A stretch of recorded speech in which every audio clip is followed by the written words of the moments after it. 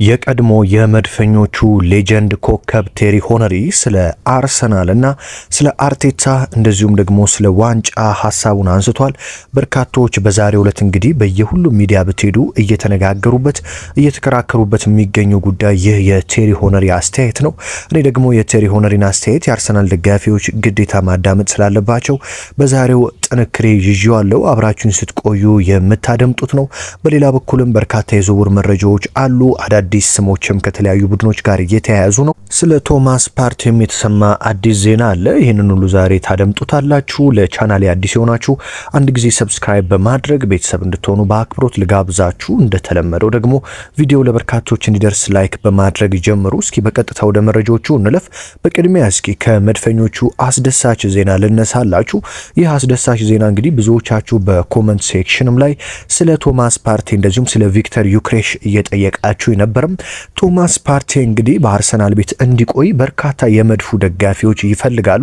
ምክንያቱም ይህ ጋናዊ ኢንተርናሽናል ተጫዋች ምንም እንኳን 31 ዓመቱ ላይ ቢገኝም ለአርሰናል ምን ያህል ጥቅም እንደሚሰጥና ምን ያህል ወሳኝ ተጫዋች እንደሆነ በሪያል ማድሪዱ የሻምፒዮንስ ሊግ ጨዋታ ብቻ ተመልክተናል። በፓሪስ ሰን ጀርሜኑ ጨዋታ እሱ ባለመኖሩ ብቻ አርሰናል ምን ያህል እንደተፈተነ በመጀመሪያው ጨዋታ ተመልክተናል። በሁለተኛው ጨዋታ ቶማስ ፓርቲ ሲመለስ ደግሞ አርሰናል ፓሪስ ድረስ ተጉዞ ምን ያህል ጫና ፈጥሮ ጨዋታውን እንደተጫወተ እናስታውሳለን። ስለዚህ ይህ ተጫዋች ለአርሰናል ወሳኝና የግዴታ አስፈላጊ ተጫዋች እንደሆነ እኔ በግሌ አምናለሁ። ታዲያ ቶማስ ፓርቲ በአርሰናል ቤት ለተጨማሪ 2 ዓመታት የሚያቆየውን ኮንትራት ለመፈረም በቃል ደረጃ ከስምምነት መድረሱ ተሰምቷል። በተለይም አሰልጣኝ ሚኬል አርቴታ አርሰናሎች ይህንን ተጫዋች እንዲያቆዩላቸው በጣም ግፊት አድርገዋል።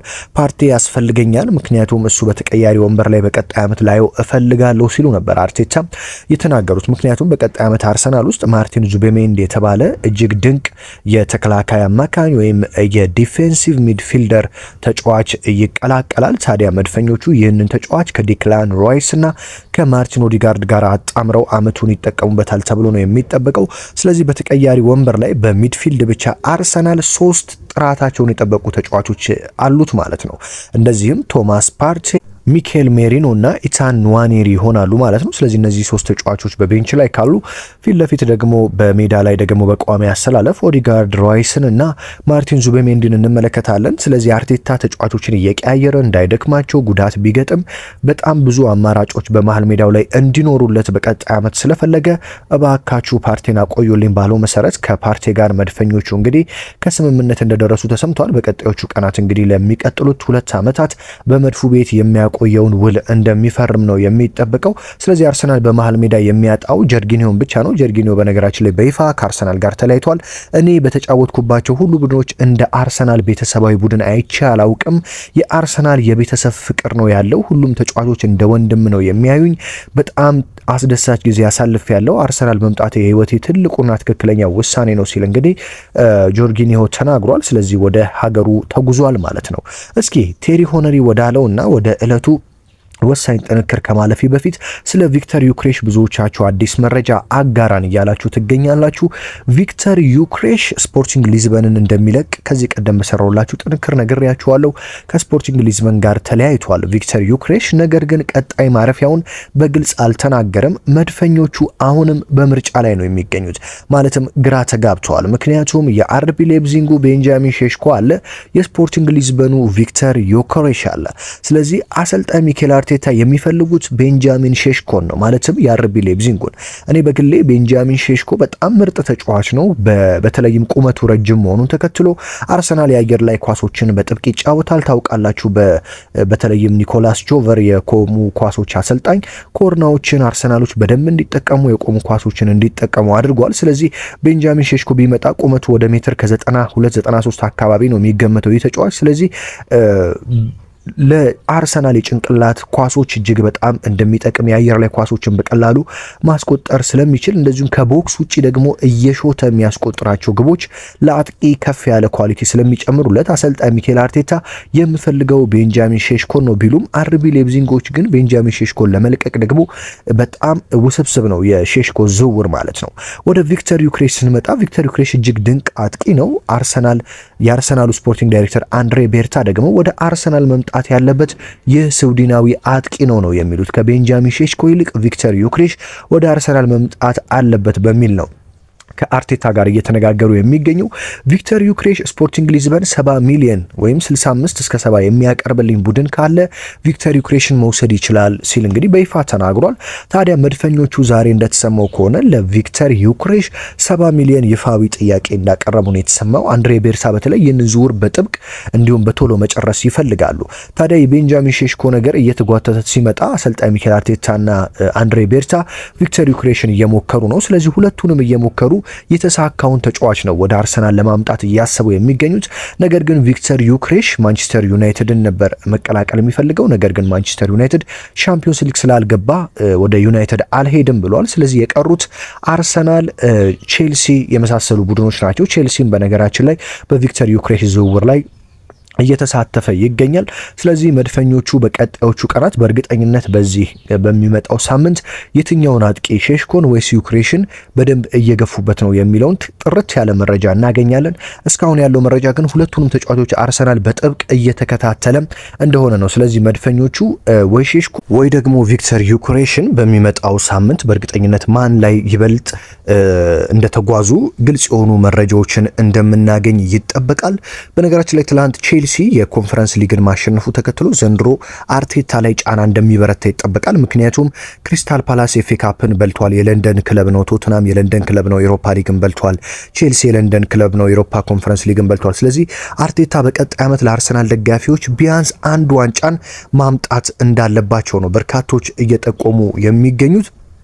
ታዲያ ቴሪ ሆነሪም ከዚህ ጋር የሚሄድ ሐሳብ ነው የሰጠው። እስኪ ቴሪ ሆነሪ ምን አለ የሚለው ልንገራቸው።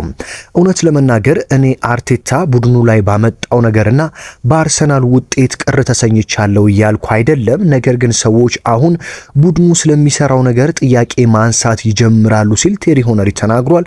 ቴሪ ሆነሪ ስለ አርሰናል በሰጠው አስተያየት ሰዎች በአርቴታ ስር አርሰናል እስካሁን ትልቅ ዋንጫ ማሸነፍ አለመቻሉ ሰዎች እሱ ላይ ጥያቄ እንዲያነሱ እያደረገ ነው። ይህንን የዋንጫ ክፍተት ለመሙላት ክለቡ በዚህ ክረምት ግዴታ ትክክለኛውን 9 ቁጥር ተጫዋች ከምንም ነገር በፊት ቅድሚያ ሰጥቶ አጥቂ ማስፈረም አለበት ሲል እንግዲህ ቴሪ ሆነሪ አሳስቧል። በመጀመሪያ አርቴታ አርሰናልን ለማሰልጠን ወደ ቡድኑ እንደመጣ ይህ የተረከበው ቡድን የራሱ አልነበረም፣ የማይረባ ቡድን ነበረም።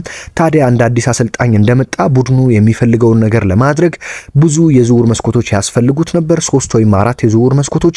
ታዲያ አርቴታ ይህን ሁሉ ቋቋመ። ቀስ በቀስ ቡድናችንን እጅግ ምርጥ አድርጎታል። ቡድን ግንባታ ማንም እንደሚያውቀው ጊዜ ይወስዳል እና አንድ አሰልጣኝ ማድረግ የሚፈልገውን ተግባራዊ ለማድረግ ጊዜ መስጠት አለብህ። ይህንን እረዳለሁ። አርቴታ አርሰናልን ያለምንም ጥርጥር ለውጦታል። የራሱን ቡድን ሰርቶ ጨርሷል። አሁን አርቴታ ላለፉት 3 ዓመታት አርሰናልን ቢያንስ አንድ ዋንጫ ማንሳት ወይም የፍጻሜ ጨዋታ መድረስ በሚችልበት ሁኔታ ውስጥ ማድረግ ነበረበት። ይህንን ቀጣይ ዓመት አስተካክሎ ማምጣት አለበት ሲል ቴሪ ሆነሪ ተናግሯል። ሁሉም ሰው በውጤት ቀውስ በሚስቅበት ማንቸስተር ዩናይትድ እንኳን ባለፉት 5 ዓመታት በ5 የፍጻሜ ጨዋታ ተጫውቷል። 2 ዋንጫም የካራቦ ካፕና የኤፍኤ ካፕ ዋንጫን አንስቷል። አርሰናል ግን ባለፉት 3 ዓመታት የፍጻሜ ጨዋታ ላይ መድረስ አልቻለም። ይህንን ስል ግን አርቴታን እየተቸው ሳይሆን ምርጥ ቡድን ሰርቷል። ነገር ግን ይህ ምርጥ ቡድን ዋንጫ ይገባዋል። ደጋፊውም ዋንጫ ናፍቆታል። ስለዚህ ለዋንጫ መወዳደር አለብን ሲል እንግዲህ አርቴታ ተናግሯል። እውነት ለመናገር እኔ አርቴታ ቡድኑ ላይ ባመጣው ነገርና በአርሰናል ውጤት ቅር አልተሰኘውም። ጥሩ ነገር ሰርቷል። ነገር ግን ዋንጫ ደግሞ ያስፈልገናል ሲል ተናግሯል። ቴሪ ሄነሪ ስለ አርሰናል ተጫዋቾች ጉዳትና ስለ ዝውውር ደግሞ እንደዚህ ብለዋል። በዚህ ውድድር ዓመት አርሰናል ያጋጠመው የተጫዋቾች ጉዳቶችና ቡድኑን ያጠናክሩታል ተብሎ የመጡት ተጫዋቾች ስመለከት አርቴታ ቡድኔን ያጠናክራሉ ብሎ አንዳንድ ተጫዋቾችን አምጥቷል። ሁሉም ሰው ባለፈው የዝውውር መስኮት ወደ አርሰናል እንዲዘዋወር 9 ቁጥር ተጫዋች እንዲፈርም ይፈልጉ ነበረ። አርቴታ ግን ስተርሊንግን መርጧል እና ቡድኑ አጥቂ ያስፈልገው ይህንን አላደረጉም። ባለፈው የዝውውር መስኮት ሁነኛ 9 ቁጥር አጥቂ ለማግኘት ጊዜ ነበረው፣ ግን እድሉን አልተጠቀመበትም ያለው ቴሪ ሆነሪ እኔ የቡድን አሰልጣኝ አይደለሁም፣ በክለብ ውስጥ የተደረገውን ውይይቶች አላውቅም፣ ግን እኛ አርሰናል ቤት ዋንጫ ካሸነፍንበት ጊዜ ጀምሮ ሁሉም የአርሰናል ደጋፊ ሆኖ ሌሎች ሰዎች ቡድኑ ትክክለኛ አጥቂ የ9 ቁጥር ተጫዋች እያለ እባካችሁ አጥቂ አስፈርሙልን እያለ ይጮሃል ያለው ሄነሪ በሻምፒዮንስ ሊግ የሩብ ፍጻሜ ጨዋታ ሪያል ማድሪድን ስናሸንፍ አንዳንድ ሰዎች በግልጽ ቡድኑ 9 ቁጥር አጥቂ አያስፈልግ አያስፈልገንም እያሉ ሲናገሩና የቡድናችን ዋና ክፍተት የሆነው አጥቂ አያስፈልገንም ሲናገሩ ስሰማ ሐሳባቸውን የቀየሩበት መንገድ አልገባኝም ነበርም። ነገር ግን ወዲያውኑ በፓሪስ ሰን ዠርሜኑ ጨዋታ ደግሞ አጥቂ ምን ያህል እንደሚያስፈልገን ተመልክተናል።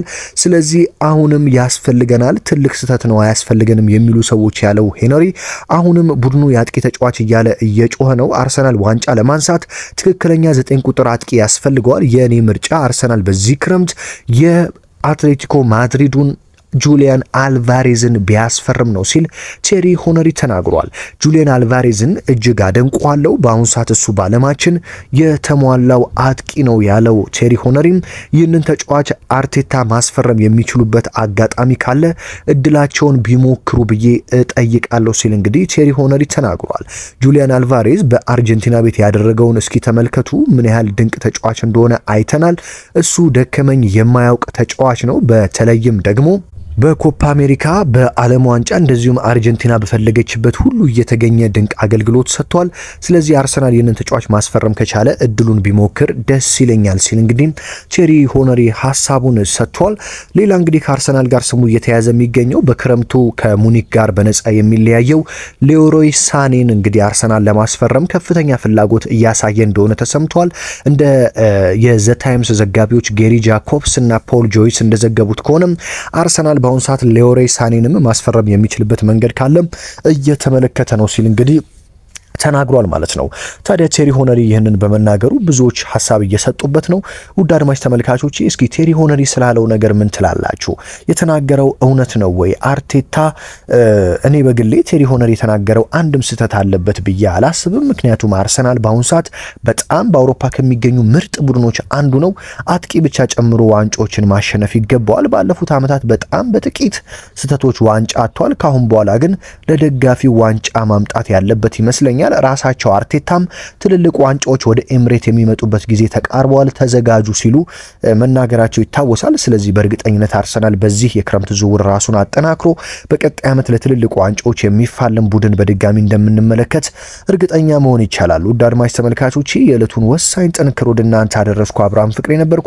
ቻናላችን በአጭር ጊዜ ተወዳጅነትን አትርፏል። አሁንም እንግዲህ ከሀገር ውስጥ ከባህር ማዶ ያላችሁ ስፖርት አፍቃሪያን የደውል ምልክቷን በመጫን ቤተሰብ መሆን ትችላላችሁ። በነገራችን ላይ ብዙዎቻችሁ ስለ ዝውውር የሁሉም ቡድኖች መረጃ አድርሰን እያላችሁ ነው። ስለ ሁሉም ቡድኖች መረጃዎች ካሁን በኋላ በሚኖሩን ጥንክሮች የማደርሳችሁ ስለሚሆን ሰብስክራይብ በማድረግ ቤተሰብ እንድትሆኑ በአክብሮት ልጋብዛችሁ ወዳለው ማለት ነው። በሌላ ጥንክር በሌላ ስፖርታዊ መረጃዎች እስከምንገናኝ ድረስ ይህንን ቪዲዮ ላይክ እና ሼር ማድረግ አትርሱ። ስለነበረን ቆይታ እንግዲህ ከልብ እያመሰገንኩኝ በነገው የስቱዲዮ ሰዓታችን በሌላ ጥንክር እንገናኛለን። ሰላም ተመኘሁላችሁ።